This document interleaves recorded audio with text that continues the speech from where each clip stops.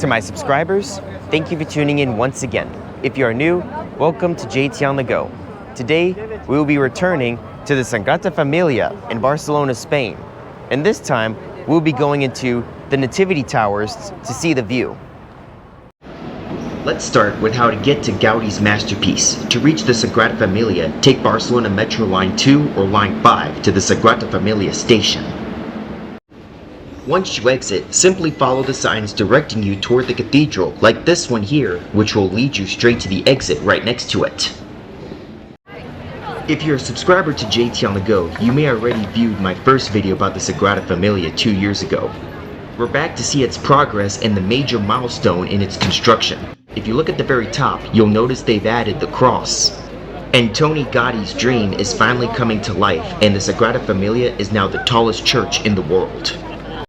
Looking at this architectural model, what remains to be built is the main entrance and a few finishing details that are easy to overlook when visiting the structure itself. It is 2026, exactly 100 years after Gaudi's death, and 14 of the 18 towers are now complete. Here's a helpful clue. The older sections of the cathedral are noticeably darker than the newer ones. The 4 towers in front of us are the very first to have been built. One of them was completed in time for Gaudi to see before his death, and we'll be going up inside them to take in the Barcelona skyline. Before we head up, it's absolutely worth exploring the magnificent interior, especially now, following the completion of the Tower of Jesus Christ, the tallest of the 18 towers whose cross now defines Barcelona's skyline. Tickets start at €26 for standard adult general admission, regardless of whether you visit one of the towers or add an audio or live guide. All of that revenue goes directly toward completing the cathedral. We're visiting during what I call the cathedral's golden hour, roughly 90 minutes or 2 hours before sunset.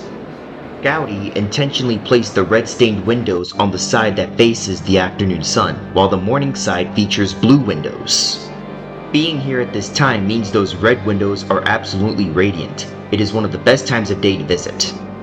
In general, Tuesday or Thursday afternoons are ideal, and the best times of year are April through May or September through October. Besides construction starting on March 19, 1882 and lacks of funding and 2 devastating fires, another reason the Sagrada Familia has taken so long to build is that much of Gaudi's design essentially anticipated improved design technology, but for most of the late 19th and 20th centuries, that technology simply didn't exist. The advent of 3D printing has since dramatically accelerated construction and was used for several components, including the cross at the very top. Interestingly, Antoni Gaudi famously said, "My client is not in a hurry." He always envisioned construction continuing well beyond his own lifetime, and he wanted generations upon generations to appreciate both the design and its significance to Spain's second largest city. Looking down here, this is the oldest part of the entire cathedral, the crypt, and it is here that Antoni Gaudi himself is buried. Unfortunately, the crypt is not open to the public. It remains an active place of worship. It looks like there is actually a service taking place down there right now.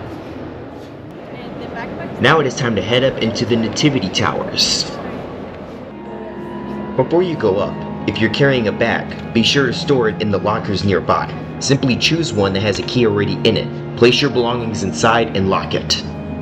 Take the key with you. The number on the key corresponds to your locker number. Modern additions like elevators have been integrated into the Sagrada Familia, making the ascent up the Nativity Towers considerably more manageable. The Nativity Towers are 4 of the 12 towers dedicated to the 12 apostles. They are the oldest of the 4 tower groups, and one was completed before Gaudi's death. All 4 are dedicated to the birth of Jesus Christ. The second group is the towers of the Passion facade, which face the west side. The final 4 are the towers of the Glory facade, which will mark the Sagrada Familia's main entrance and are still under construction. Because the design tapers as it rises, the elevator doesn't reach the very top. It takes you up to a certain point, after which you walk the remaining distance. You can see the surrounding area clearly through the open gaps in the stonework. During his recent historic visit to Spain, Pope Leo XIV came to the Sagrada Familia on June 10, 2026, with the King and Queen of Spain, the Spanish Prime Minister, the President of Catalonia, and the Mayor of Barcelona. From this vantage point, we can also see the four towers of the evangelists, the Tower of the Virgin Mary to the far right, and towering above them all, the Tower of Jesus Christ, crowned with its cross. The reason why Pope Leo XIV visited the Sagrada Familia was to bless the Tower of Jesus Christ and to mark 100 years after Gaudi's death. This video was filmed before that event.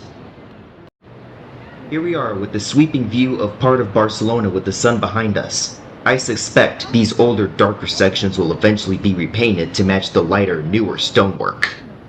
Given the narrowing architecture, this viewing area is quite compact, which is exactly why it is strongly recommended to book tickets well in advance, as entry slots are strictly limited and enforced.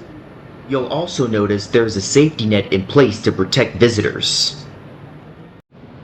To give you an idea of where we are, looking at the Nativity Towers from ground level, we ascended through the right center tower, climbed up into the small observatory in the middle, and are now working our way back down.